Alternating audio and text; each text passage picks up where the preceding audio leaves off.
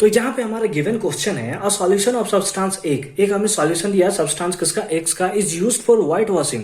तो मैंने जब इस चैप्टर को पढ़ाया था तो बहुत बार बताया था कि किस सब्सटेंस का यूज व्हाइट वॉशिंग के लिए यूज किया जाता है। तो इस एक्स सब्सटेंस का नाम क्या होगा? बिल्कुल इस सब्सटेंस का नाम क्या होगा? दैट इज कैल्शियम ऑक्साइड, है ना। कैल्शियम ऑक्साइड इस सब्सटेंस का नाम होगा। राइट इट्स फॉर्मूला, इसका फॉर्मूला लिखना है। तो कैल्शियम ऑक्साइड का फॉर्मूला क्या होता है? That is CaO।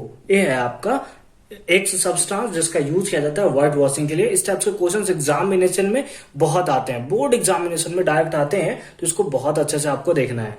ठीक है, सेकेंड है right the reaction of substance x named in first में जो आपने नाम लिखा है फर्स्ट का है आपका आंसर। सेकेंड पार्ट में क्या है? Right the reaction of substance x named in first. ठीक है, कैल्शियम ऑक्साइड है एवं विथ वाटर, यानी कि जो हमारा CaO है इसका हमें वाटर के साथ रिएक्शन लिखना है। तो इसके लिए मैंने आपको बताया था कौन सा रिएक्शन, याद कीजिए, दैट इज कॉम्बिनेशन रिएक्शन। इसमें क्या फॉर्मेशन होता है? CaOH का होल ट्वाइस। अगर इसका हम लोग केमिकल नेम देखें तो इसका केमिकल नेम क्या है? Calcium oxide.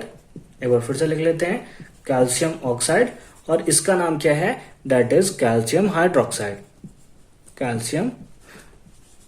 हाइड्रोक्साइड।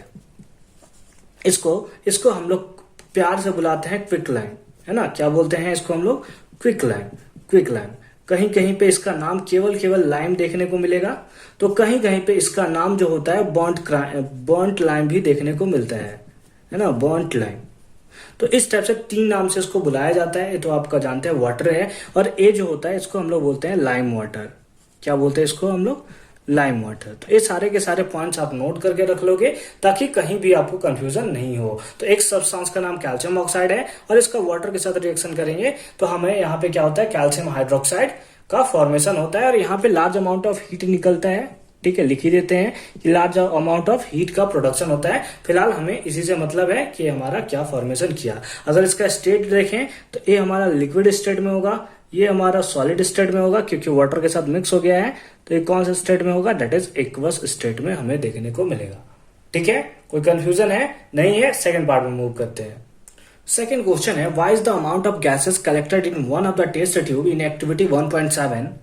क्या है कि amount of gas collected in one of the test tube in activity 1.7। Activity 1.7 आया तो सबसे पहले हमें क्या देखना होगा कि एक्टिविटी 1.7 है क्या। तो चलिए पहले देखते हैं एक्टिविटी 1.7। तो जैसा कि आपको स्क्रीन पे देखने को मिल रहा है यही है आपका एक्टिविटी 1.7। इसमें क्या दिया गया है आइए मैं आपको शॉर्ट्स में बताता हूँ। ये मेनली एग्जाम्पल है इलेक्ट्रोलाइसिस ऑफ वाटर। एक इसका एग्जाम्पल है इलेक्ट्रोलाइसिस, किसका टाइप्स है? बिल्कुल डीकम्पोजिशन रिएक्शन का, जिसको मैंने बता रखा है, बहुत अच्छे से बता रखा है। ठीक है, कि कितने टाइप्स का डिकम्पोजिशन रिएक्शन होता है, उसी का एक टाइप है आपका इलेक्ट्रोलाइसिस ऑफ वाटर। इसमें मेनली क्या किया गया है कि एक प्लास्टिक मग को लिया गया है और उसमें 2 टेस्ट ट्यूब को डुबाया गया है, और टेस्ट ट्यूब के एक पार्ट को एक 6 वोल्ट बैटरी से ऐड किया गया है। 6 वोल्ट बैटरी को जब ऑन कर दिया जाता है तो इलेक्ट्रिसिटी फ्लो होने लगता है, और जैसे इलेक्ट्रिसिटी फ्लो होता है तो वाटर जो है वो ब्रेक डाउन करना शुरू कर देता है, और ब्रेक डाउन करते करते एक टेस्ट ट्यूब में हमें H2 मिलता है और दूसरे वाले टेस्ट ट्यूब में हमें ऑक्सीजन मिलता है। तो जैसा कि आपको देखने को मिल रहा है जो कैथोड से कनेक्टेड है उस पर हमें हाइड्रोजन मिल रहा है, और जो एनोड से कनेक्टेड है उस पर हमें ऑक्सीजन मिल रहा है।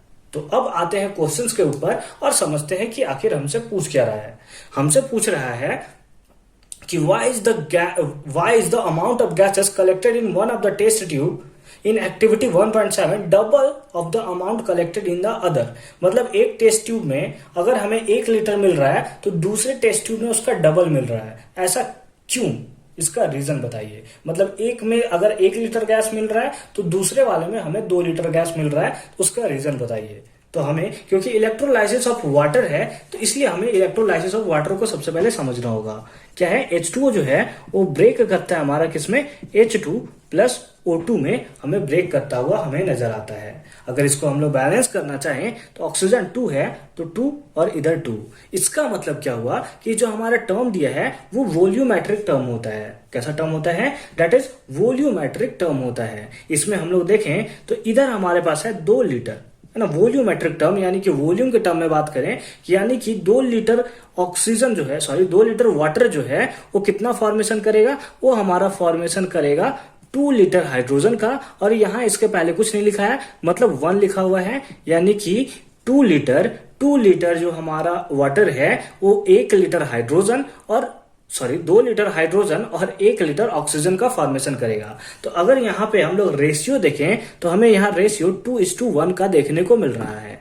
इसका मतलब अगर हमारा कोई वाटर ब्रेकडाउन हो रहा है, अगर कोई 1 लीटर भी हमें लेटर सपोज कि ब्रेकडाउन हो रहा है, तो हमें क्या मिलेगा, 1 लीटर हाइड्रोजन गैस मिलेगा और ½ लीटर ऑक्सीजन गैस मिलेगा। जब किस केस में, जब 1 लीटर हम लोग H2O ले रहे हैं। तो मतलब हमेशा ये जो होगा, क्योंकि इसका रेशियो 2:1 है, इसलिए हमेशा जो हाइड्रोजन गैस है वो ज्यादा ही देखने को मिलेगा। तो इसका रीजन हम लोग प्रॉपर क्या लिखेंगे, इसका रीजन लिखेंगे the amount of hydrogen gas, the amount of hydrogen gas and O2 gas formed are always in the ratio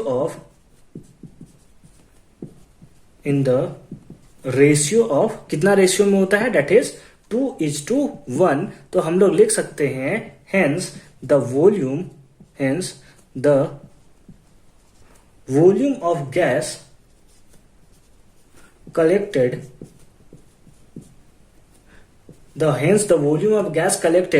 in the first beaker या फिर in the first test tube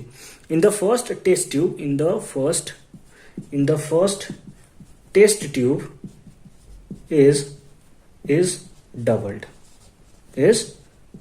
doubled the volume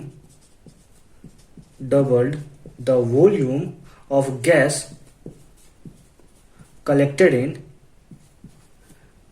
gas collected in second test tube। ठीक है, तो यही हो गया इसका एक प्रॉपर एक्सप्लेनेशन। मेन रीजन क्या है, क्योंकि यहाँ पे हमें जो रेशियो देखने को मिलता है वो 2:1 का रेशियो देखने को मिलता है। तो अगर आप इस क्वेश्चन को ढूंढते आए हुए हैं तो आई होप कि सारा का सारा कंफ्यूजन आपका क्लियर हुआ होगा। मिलता है नेक्स्ट वीडियो में, तब तक के लिए सी यू, गुड नाइट। क्योंकि मैं अब सोने जा रहा हूँ, रात के 5 बज चुके हैं, मतलब सुबह के 5 बज चुके हैं।